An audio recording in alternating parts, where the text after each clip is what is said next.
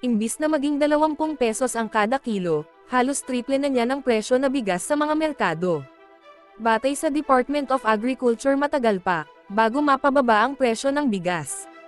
Hinala naman ng ilang mga mambabatas may rice cartel na nagpapanipyalan na sa presyo. That is our goalpost when it comes to reducing the cost, Mr. Chair. Hindi kaya hindi. I cannot answer that, Mr.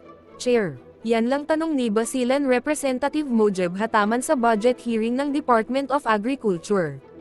Kung kaya nga bang pababain sa 20 pesos ang kada kilo ng bigas. Sa ngayon kasi, imbis na bumaba, halos triple na sa pangakuno ni Pangulong Bongbong Marcos Jr., ang bentahan. Sa Dagonay Market nga sa Maynila, 50 pesos na ang presyo ng kilo ng pinakamura nilang bigas, kaya naman ang mga babatas. Gusto nang malaman kung kaya at kailan pa may bababa ang presyo ng bigas. At what percentage or price can we go? Is it 25 hanggang 30 pesos when we are self-sufficient? If the same environment would have prevailed, we were really hoping to have stable prices between 27 and 32 sa regular meal price. By 20 hanggang 28.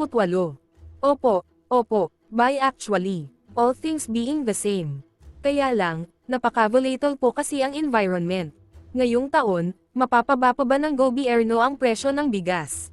We expect, Mr. Chair, that by harvest time, the price, considering that the price at the local level, our local production has also gone up because of the higher cost of production and higher farm gate price. We expect that it will stabilize at 45 hanggang 46. 45 hanggang 46 per kilo of rice. Well, let's still par from the campaign promise of 20 and this campaign promise must help the President win the presidency. Matatanda ang sinabi ng grupong Bantay Bigas na posibleng may hoarding kaya't namanipula ang presyohan sa mga merkado. Kaya't tanong ni Manila 6 na District Representative Benny Abante, anong ginagawa ng dalaban sa mga rice cartel? Sagot ng ahensya, I don't believe, Mr. Chair, there's a. The Philippine Competition Commission believe there's a rice cartel. Anyway, Mr. Chair, can I? In the city of Manila, we believe there's a rice cartel. This is my first time that you answered, there is no rice cartel. Nauna nang sinabi ng grupong Sinag na walang rice cartel sa Pilipinas. Sa buwan daw na saline months ang bansa kaya't namin ipis na ang supply. Pero dahil malapit na ang anihan, ay possibly na rin bumaba ang presyo ng bigas. Mr. Chair, last few questions. Ito po, straight to the point na lang po. Within the next 2 years, posible ba yung 20 pesos na kilo ng bigas? Again, Yusek Sambilya. Ikaw, economist. Feasible ba daw yung 20 pesos? Next 2 years po? Next 2 years. Baka mahirap po. So hindi ka kaya. At least po para malinaw lang alam ng ating mga kababayan. Matanong ko lang ho sa DA kung meron tayong self-sufficiency development plan para sa rice program. Secretary Pangaliwa. Can I refer that to Secretary? Secretary Sebastian. Yusek pala. We have, Mr. Chair, the objective is to at least aim for 95 to 97% sufficiency level by 2028, Mr. Chair. Sa 2020, 97. 95 to 97, Mr. Chair. Because you see, Mr. Chair, once we reach the 95% level, we cannot control also the exact level. And as I've always said, if we want higher sufficiency level, we have to be ready also. Because 100% sufficiency level could also have a negative impact on our farmers. Pwedeng bumagsak kasi ang presyo domestically, yung palay natin. At magiging disincentive yan sa ating farmers. So that's why in the rice program, our objective is to maintain yung productivity in such a way that the income of the farmer will help them continue to improve their productivity to attain higher sufficiency level. Ang ibig sabihin no niyan, yung remaining percentage nun i-import nyo? Yung remaining yung remaining part, once we reach the higher sufficiency level, we have to be ready to export also, Mr. Chair, as we import other types of rice. Kasi even exporting countries, Mr. Chair, they also import. But it will be a business decision, Mr. Chair, once you have that higher sufficiency level. Some of our growers may want to go to export or high quality rice, wherein we may want to buy the cheaper type of rice also from other countries. So magaganon yan, Mr. Chair. We have to look at it at the business side, not just a sufficiency level, Mr. Chair. And does this mean, Mr. Chair, pagdating ng self-sufficiency level natin, maabot na rin natin yung 20 pesos na campaign promise ng ating Pangulo? Mr. Chair, that is a market, that will be market based. It depends on the market, how it will play.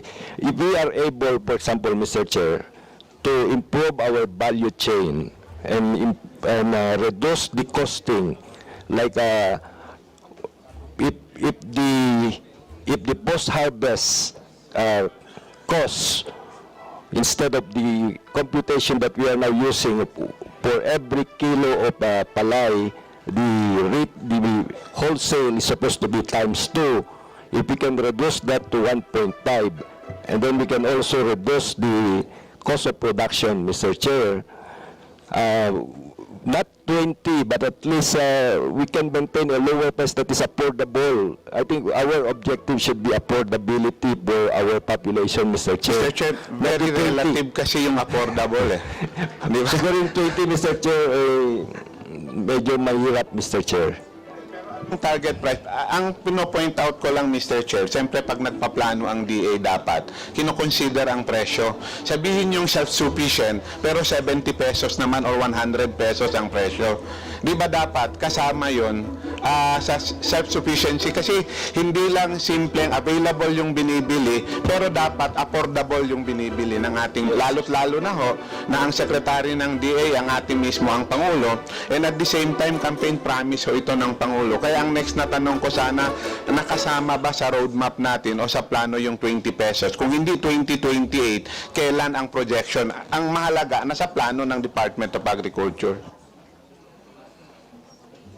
As the President has also rightly expressed, Mr. Chair, we would like to make sure that our farmers will benefit from any agricultural development that we will have. That means Pero, Mr. Chair, we have to ensure that they have a good income, Mr. Chair. So that is also our main objective. Mr. Chair, he doesn't reply to my question. Ang tanong ko ho, kung kasama sa plano. Kung hindi kasama sa plano, ba't hindi natin sabihin ngayon na hindi kasama sa plano? So, Yusek Sabatsa, again, the question is the 20 pesos viable as a campaign promise of the President? Mr. Chair, madali lang using- namang sagutin eh. Ang problema, umiiwas sa sagot.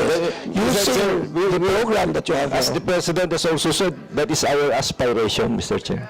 Ang aspiration, ang tanong ko kung kasama sa plano. Aspiration, kahit kami mag-aspire ako ng 15 pesos kung gusto ko. Pero ang tanong ko, dahil campaign promise ito, nakasama doon sa roadmap, nakasama ito sa plano natin na dapat self-sufficient tayo by 2028. Ito ang That is our goal post when it comes to reducing the cost, Mr. Chair. hindi kaya o hindi. I cannot answer that, Mr. Chair. Whether Kung hindi I mean, kung hindi 2028, kailan? At least nakasama sa plano. Kasi obvious naman hindi kasama sa plano. Ang point ko lang, wag tayong magbulahan dito, Mr. Chair. Kung wala, di wala. I think the statement of Congressman Cataman is right, because the one who advised the President are the officials, and if you promised him 20 pesos per kilo, maybe you're misleading the President. We never promised. That's why, is your plan to make rice of self-sufficiency, I'm just referring to questions, this plan of yours, and then we're funding it, will this mitigate at least at what percentage or price can we go? Is it 25, 30 pesos when we are self-sufficient?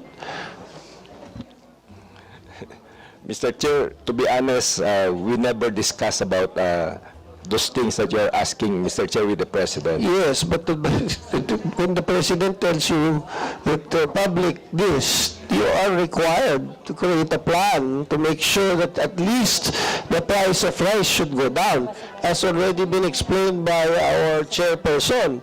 And the speaker has already identified a couple of sources, even going himself to other countries like Vietnam to secure our buffer stock, all of this.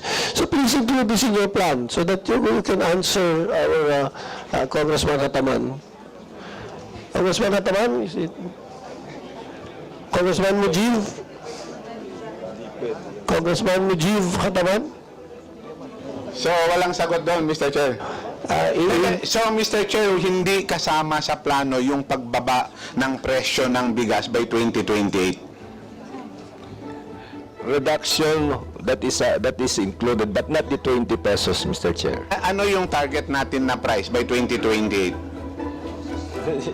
Boss, Mr. Chair, pwede nyo namang sabihin kung hindi kasama, pati kasama para matapos ang usapan.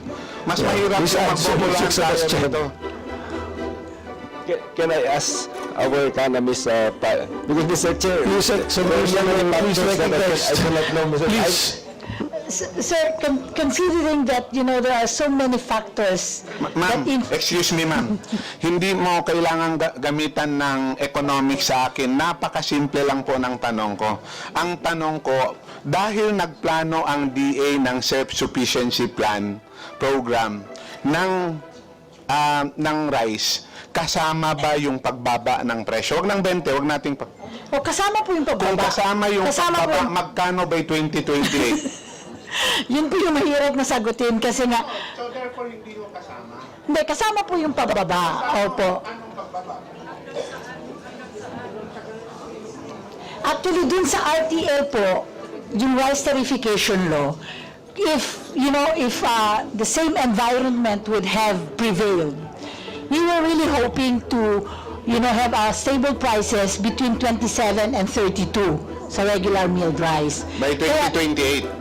Opo. But actually, All things being the same, diba? All things being the same. Kaya lang, napaka-volatile po kasi ang environment. So, kaya napakahirap pong Ma'am, alam naman natin pag nagpaplano, gagamitan natin ng SOTE. Kino-consider natin yung external pati internal factor. Yes po.